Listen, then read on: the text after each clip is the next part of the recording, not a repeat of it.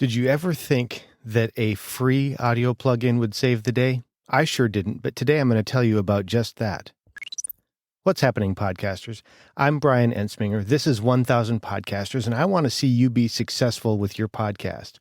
If you're like me, there's a good chance you've invested lots of money in equipment and software and plugins and things like that. But today I want to tell you about how a free audio plugin actually saved the day with a podcast episode.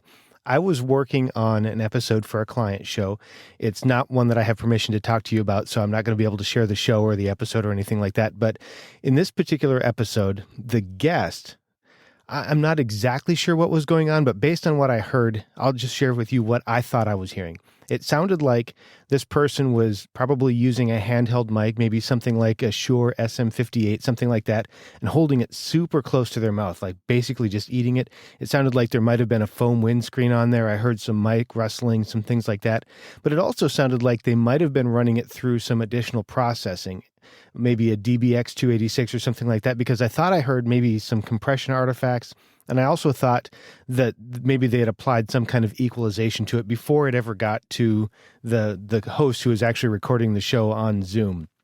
But that part notwithstanding, the net result was the recording for the guest was super muddy. It's like a great Aunt Mabel, maybe, if you have a great Aunt Mabel. I don't know. That great aunt who's been smoking 3 packs a day for a number of years. It wasn't that raspy sound, but it was really bassy for a female, and it was really muddy. And no matter what I did with equalization and stuff like that, I just couldn't seem to get it dialed in.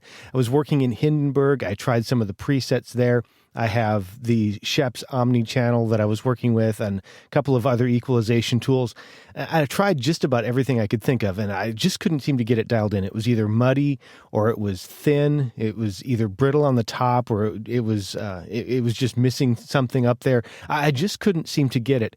And I wasn't quite sure what I was going to do because I didn't want to turn out something that didn't sound great, but I just couldn't seem to get it. And I didn't have a lot of time to put into this, based on the editing agreement that I have with this client, I wasn't going to be able to spend a lot of time on it. And then I remembered a plugin that I'd picked up probably 2 years ago that I'd never really used. It's the HoRNet Level. And I'll go ahead and, the HoRNet plugins Angle. And I'll go ahead and share a link for you in the episode notes. Basically, the way this particular plugin works is unlike a regular equalizer where you pick a frequency and you boost or decrease that particular range, based on how you've got the settings, whether it's a high shelf or a low shelf or some other kind of equalization. It works differently. This one works differently.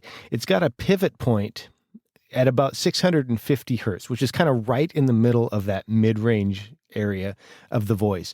And you adjust the angle. So if you think about if you were looking at the audio that was recorded and you were looking at it on a scale that showed you the relative strength of each frequency, the way this one worked is the bass, say around the 100 hertz range or so, was pretty heavy. And then it was kind of almost like a smooth line down to the high frequencies in the, call it 15,000 hertz range. I don't have the exact frequencies in front of me, but sort of that kind of thing.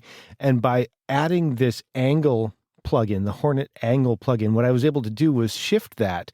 So I wasn't shooting for something that was flat, but it basically pivots the whole frequency response on that 650 hertz range. So it brings the bass down at the same time that it brings the treble up, and it gave me a smoother overall response.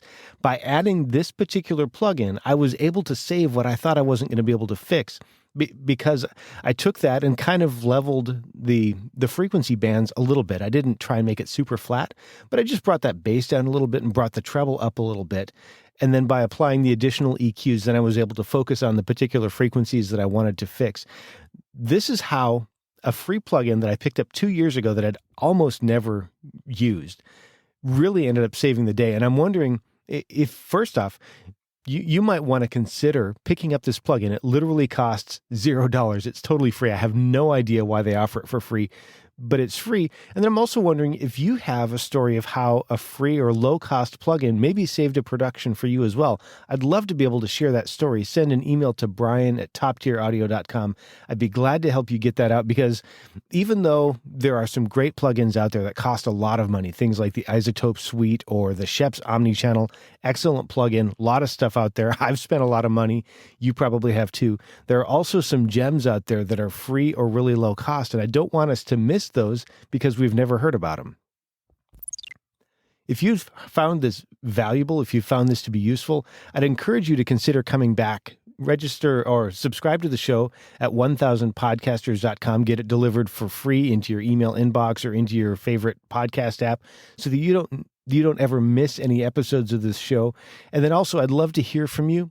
If you have any thoughts about potential future topics for the show or things that you'd like maybe addressed, maybe you have some questions or things like that, send a note to bryan@toptieraudio.com or just visit toptieraudio.com. And if you'd like to spend some time focusing on just your show, if you'd like to have some one-on-one time looking at ways that you could improve the quality of your show or maybe answering specific questions about the audio production for your show, visit toptieraudio.com and set up that consultation. I'd be glad to talk to you about your show and what we can do to help you make a show that really makes you proud and helps you get the word out so that more people can hear what you have to share.